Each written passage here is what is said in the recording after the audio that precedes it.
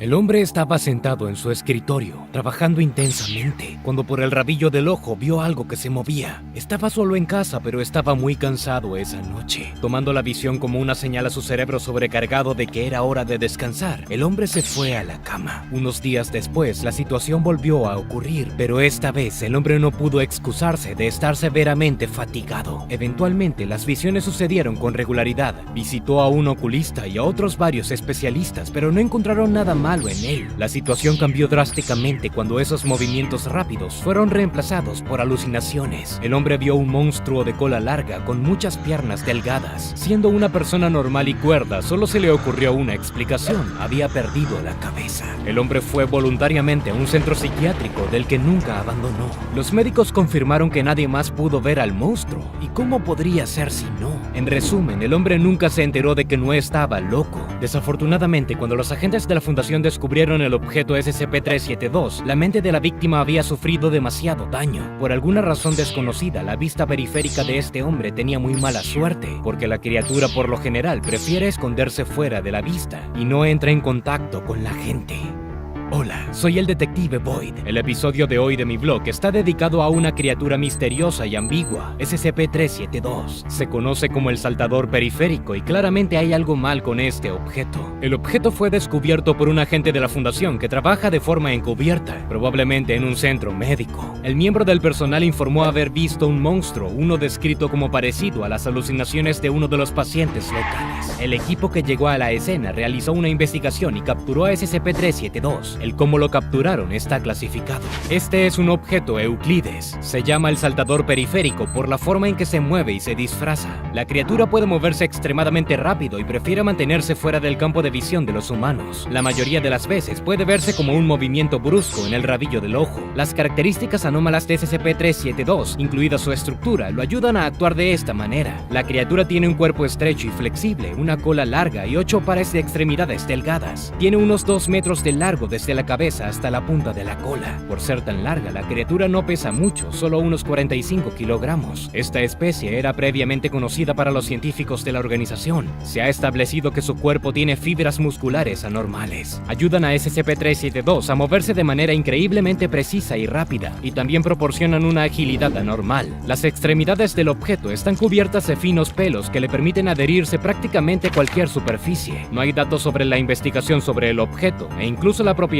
específica de las fibras musculares permanece clasificada. En cuanto a su capacidad para agarrarse a cualquier superficie, el mecanismo probablemente sea similar al de los geckos terrestres. Hay más de 14.000 cerdas en 1 milímetro cuadrado de la superficie de sus pies. Cada una de estas cerdas se divide en una multitud de fibras microscópicas al final, hasta 1000 de ellas. Su espesor no supera las 0.2 micras. A modo de comparación, el cabello de un bebé recién nacido alcanza un grosor de 20 a 40 micrones. Como resultado, miles de millones de estos procesos superfinos penetran en la superficie con la que entran en contacto a nivel molecular. El pie del gecko y el plano de unión también intercambian cargas eléctricas. El primero se carga positivamente y el segundo negativamente, creando un efecto magnético. Pero volvamos al objeto. Se sabe que el saltador periférico tiene un órgano sensorial especializado. Es capaz no solo de ecolocalización, sino también de detectar flujos de energía. SCP-372 es capaz de detectar impulsos eléctricos que ocurren en el cerebro de las criaturas vivientes. Parece que este mismo órgano le ayuda a anticipar los movimientos que realizan los seres vivos cercanos. Esta es la segunda característica que permite que la criatura pase desapercibida. Realiza un seguimiento de las señales cerebrales enviadas a los ojos de alguien que pudo verlo y explota las debilidades de la visión humana. Lo más fácil que puede hacer SCP-372 es huir fuera de la vista. El objeto también hace un uso extensivo del punto ciego. Quizá hayas hecho un experimento para localizarlo en la clase de biología de la escuela. Si no, puedes probarlo ahora, es bastante interesante. Lo que probablemente no sepas sobre esto son los saltos de los que SCP-372 puede beneficiarse. Estos son movimientos rápidos y simultáneos de ambos ojos. Sucede, por ejemplo, cuando leemos o miramos algo. Probablemente ni siquiera hayas notado que cuando estás observando algo, no miras fijamente un punto, sino que sientes el objeto con tus ojos. En el momento exacto de un salto, cuando los observadores miran al objeto, logra escapar. Cuando se completa el movimiento del ojo y la persona puede ver claramente el lugar donde acababa de estar, la criatura criatura, el objeto ya no está allí. Este proceso tiene lugar en una fracción de segundo, por lo que SCP-372 puede permanecer invisible para varios observadores potenciales a la vez. Sin embargo, los experimentos llevados a cabo por científicos de la Fundación demuestran que el objeto deliberadamente no quiere ser visto. Como parte del estudio, se organizaron varios experimentos con empleados de clase D. En uno de ellos se colocó a 2 personas en una cámara vacía de 5 por 6 metros, la primera en el centro y la segunda en la esquina. Se les ordenó que no se movieran y que examinaran la habitación. El objeto anómalo entró en la habitación y se quedó allí durante 5 minutos. Durante ese tiempo, solo un empleado notó movimientos en su visión periférica varias veces. De hecho,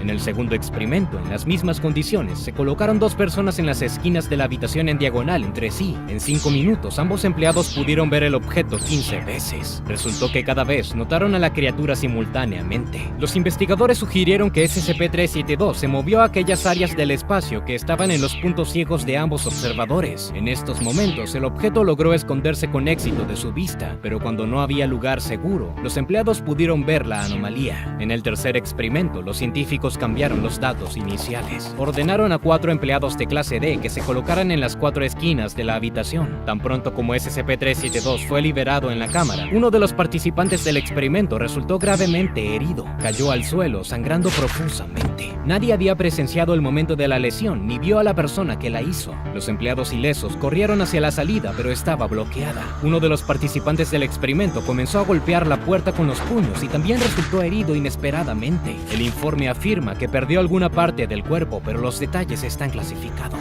Uno de los empleados restantes se acostó en el suelo, asumiendo la posición fetal. El segundo permaneció inmóvil hasta el final del experimento. Al final de los 5 minutos prescritos, el primero de los empleados lesionados falleció y el segundo necesitó cirugía. Los empleados que sobrevivieron informaron que nunca vieron el objeto. En toda la historia de la contención de SCP-372, este incidente se indica como el único en el que la criatura hirió a personas. El segundo caso que involucra daño directo a una persona es cuando el saltador periférico llevó al hombre desde el comienzo de este video al manicomio. Dada la velocidad del rayo del ataque al primer empleado de clase D, no tuvo tiempo de provocar el ataque. El informe del experimento sugiere que la criatura simplemente tenía hambre. En la actualidad, SCP-372 está contenido en una cámara que mide 5 por 4 metros y solo 2 metros de altura. El interior de la habitación está acabado con plexiglas reforzado. La sala también está equipada con sensores de movimiento por infrarrojos ubicados en cada esquina. La comida se entrega a la criatura a través de una abertura especial que conduce a la cámara. Se alimenta con verduras frescas y carnes rojas una vez cada 14 días. Se instalaron cámaras que transmiten en vivo en los cascos de los guardias de seguridad que trabajan con el objeto. En caso de una brecha de contención, todos los empleados deben observar y documentar cualquier movimiento aleatorio en su visión periférica. No hay datos sobre ninguna instancia de escape de SCP-372. En mi opinión, la información en el archivo del objeto plantea muchas preguntas. Primero, algunas partes clasificadas del documento parecen irrelevantes. Por ejemplo, el órgano del empleado de clase D que resultó lesionado en el último experimento. Me atrevería a adivinar que nuestro amigo que no desea ser visto probablemente lo haya privado de un ojo. No está claro por qué SCP-372 no está siendo monitoreado con cámaras de alta velocidad, o al menos con espejos. Hurgando en la base de datos de la Fundación, encontré evidencia de experimentos similares que se llevaron a cabo, pero no produjeron ningún resultado. La criatura inmediatamente se volvió loca y comenzó a correr hacia el equipo.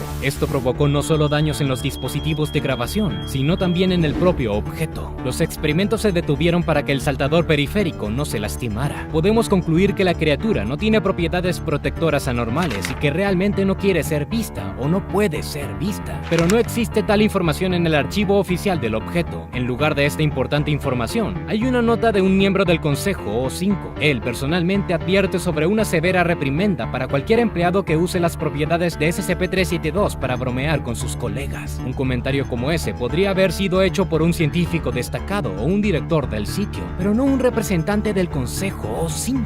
Esto y los empleados de la Fundación no parecen ser los tipos que bromearían. Todo este asunto de redacciones sin sentido e interferencia intrascendiente por parte de un miembro del Consejo O5 parece muy sospechoso. Supongo que la Fundación está ocultando información más importante relacionada con este objeto. ¿O solo estoy viendo una conspiración donde no la hay? ¿Qué opinas? Escribe abajo en los comentarios qué te parece esta sospechosa historia. Tengo una nueva investigación en proceso, pronto lo sabrás. Suscríbete a mi canal para que no te pierdas ningún video.